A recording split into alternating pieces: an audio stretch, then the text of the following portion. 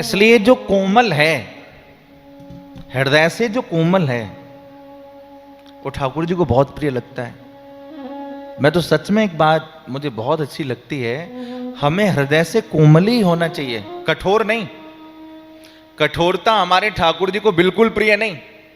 बहुत से आदमी इतने कठोर होते हैं, इतने कठोर होते हैं महाराज, उनका स्वभाव, कोई बात हो या नहीं हो फिर भी डांट करके ही बोलना होता है, फिर भी गुस्सा करना ही होता है, और फिर समझते हैं हमने गुस्सा किया तो बड़ा अच्छा किया। अच्छा नहीं है ये।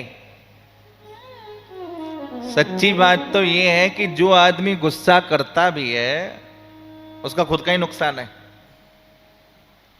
किसी ने कहा ना तेरा रुतबा कम होता और ना तेरी शान कम होती, जो बात गुस्से से कही है जरा प्यार से कही होती, जय हो। क्या कहता।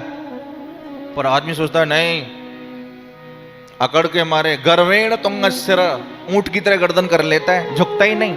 ऊंट की गर्दन होती है ना, ऊपर की तरफ देखती है। अहंकारी आदमी होता है वो झुकता ही नहीं।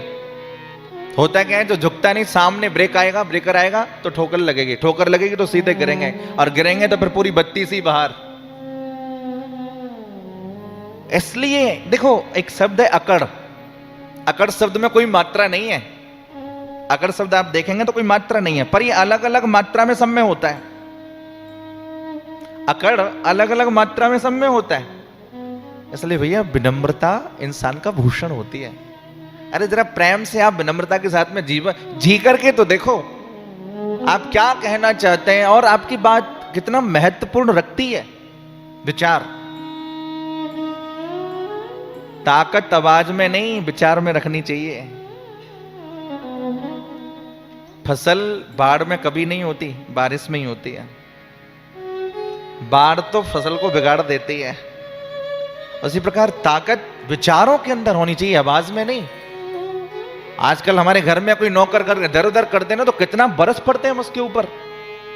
भगवान गीता में कहते हैं क्रोधात भवति सम्मोह, सम्मोहात स्मृति विभ्रमः, स्मृति भ्रंशात् बुद्धिनाशो, बुद्धिनाशात् प्रणश्यति। जिस आदमी को क्रोध आता है, आजकल बहुत लोगों के प्रश्न है महाराज मुझे बहुत गुस्सा आता है, मुझे बहुत क्रोध आता है और मैं गर्म हो जाता हूं। तो तुम ही तो गर्म हो गए, होगा क्या? खुद का ही नुकसान है।